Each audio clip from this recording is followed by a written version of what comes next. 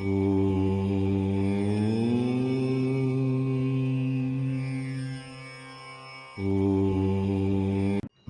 27वां। दक्ष द्वारा महान यज्ञ का आयोजन। ब्रह्मा जी बोले, हे महर्षि नारद, इस प्रकार क्रोधित व अपमानित दक्ष ने कनखल नामक तीर्थ में एक बहुत बड़े यज्ञ का आयोजन किया। उस यज्ञ में उन्होंने सभी देवर्षियों, महर्षियों तथा देवताओं को दीक्षा देने के लिए बुलाया। अगस्त्य, कश्यप, अत्रि, वामदेव, भृगु, दधीचि, भगवान व्यास, भारद्वाज, गौतम, पेल, पराशर, गर्ग, भार्गव, ककुश, सीत, सुमंतु, त्रिकंक और वैशंपायन सहित अनेक ऋषि मुनि अपनी पत्नियों और पुत्रों सहित प्रजापति दक्ष के यज्ञ में सम्मिलित हुए। समस्त देवता अपने देवगणों के साथ प्रसन्नतापूर्वक यज्ञ में गए। अपने पुत्र दक्ष की प्रार्थना स्वीकार करके मैं विश्वश्रेष्ठा ब्रह्मा और वैकुंठ लोक से भगवान विष्णु भी उस यज्ञ में पहुंचे। वहाँ दक्ष ने सभी पधारे हुए अतिथियों का खूब आदर सत्कार किया। उस यज्ञ के स्थान का निर्माण देवताओं के शिल्पी विश्वकर्मा द्वारा किया गया था। विश्वकर्मा ने बहुत से दिव्य भवनों का निर्माण किया। उन भवनों में दक्ष ने यज्ञ में पधारे अतिथियों को ठहराया। दक्ष ने भृगु ऋषि को ऋत्विज बनाया। भगवान विष्णु यज्ञ के अधिष्ठाता थे। इस विधि को मैंने ही बताया। दक्ष सुंदर रूप में धारण कर यज्ञ मंडल में उपस्थित था। उस महान यज्ञ में 88,000 ऋषि एक साथ हवन कर सकते थे। 64,000 देवर्षि मंत्रों का उच्चारण कर रहे थे। सभी मग्न होकर वेद मंत्रों का गान कर रहे थे। दक्ष ने उस महायज्ञ में गंधर्वों, विद्याधरों, सिद्धों, 12 आदित्यों व उनके गणों को तथा नागों को भी आमंत्रित किया था। साथ ही देश विदेश के अनेक राजा उसमें उपस्थित थे, जो अपनी सेना एवं दरबारियों सहित यज्ञ में पधारे थे। कौतुक और मंगलाचार कर दक्ष ने यज्ञ की दीक्षा ली, परंतु दक्ष ने उसी महायज्ञ में त्रिलोकीनाथ करुणानिधान भगवान शिव को यज्ञ के लिए निमंत्रण नहीं भेजा था, नहीं अपनी पुत्री सती को ही बुलाया था। दक्ष के अनुसार भगवान शिव कपालधारी है, इसलिए उन्हें यज्ञ में स्थान देना गलत है। सती भी शिवजी की पत्नी होने के कारण कंपली भार्या हुई, अतः उन्हें भी बुलाना पूर्णतः अनुचित था। दक्ष का यज्ञ महोत्सव अत्यंत धूमधाम एवं हर्षोल्लास से आरंभ हुआ। सभी ऋषि मुनि अपने अपने कार्य में संलग्न हो गए।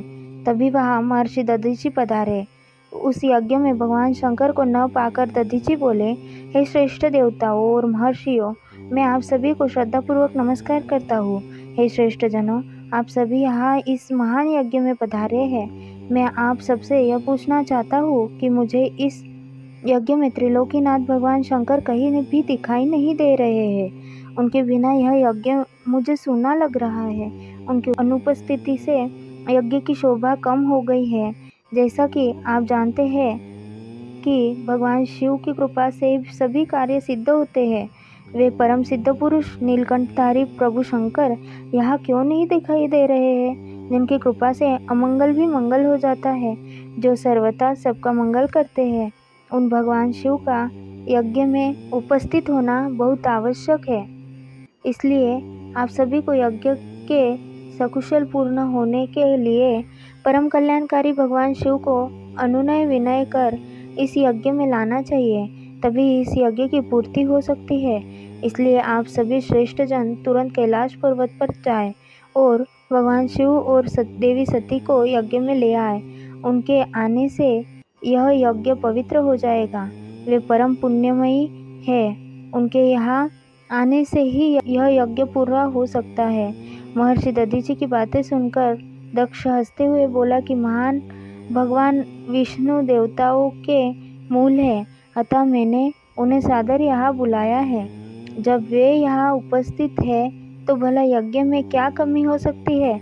भगवान विष्णु के साथ साथ ब्रह्मा जी भी वेदों, उपनिषदों और विविध आगमों के साथ यहाँ पधारे हैं। देवगणों सहित इंद्र भी यहाँ उपस्थित है।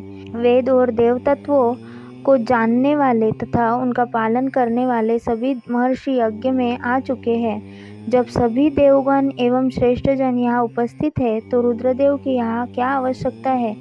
मैंने सिर्फ ब्रह्मा जी के कहने पर अपनी पुत्री सती का विवाह शिवजी से कर दिया था। मैं जानता हूँ कि वे कुलहीन है उनके माता पिता का कुछ भी पता नहीं है। वे भूतों, प्रेतों और पिशाचों के स्वामी हैं। वे स्वयं ही अपनी प्रशंसा करते हैं। वे मूढ़, जड़, मौनी और ईर्ष्यालु होने के कारण यज्ञ में बुलाए जाने के योग्य नहीं है। अतः दधीची जी उन्हें यज्ञ में बुलाने के लिए न कहे। आप सब ऋषि मुनि मिलकर अपने सहयोग से मेरे इस यज्ञ को सफल बनाएं। दक्ष की बात सुनकर दधीची मुनि बोले, हे दक्ष, परम कल्याणकारी भगवान शिव को यज्ञ में न बुलाकर तुमने इस यज्ञ को पहले ही भंग कर दिया है। यह यज्ञ कहलाने लायक ही नहीं है। तुमने भगवान शिव को निमंत्रण न देकर उनकी अवहेलना की है, इसलिए तुम्हारा विनाश निश्चित है। यह कहकर दधीची वहां से अपने आश्रम चले गए। उनके पीछे पीछे भगवान शिव का अनुसरण करने वाले सभी ऋषि मुनि भी वहां से चले गए। दक्ष के समर्थकों ने यज्ञ छोड़कर गए ऋषि मुनियों के प्रति व्यंग्य भरे वचनों का प्रयोग किया।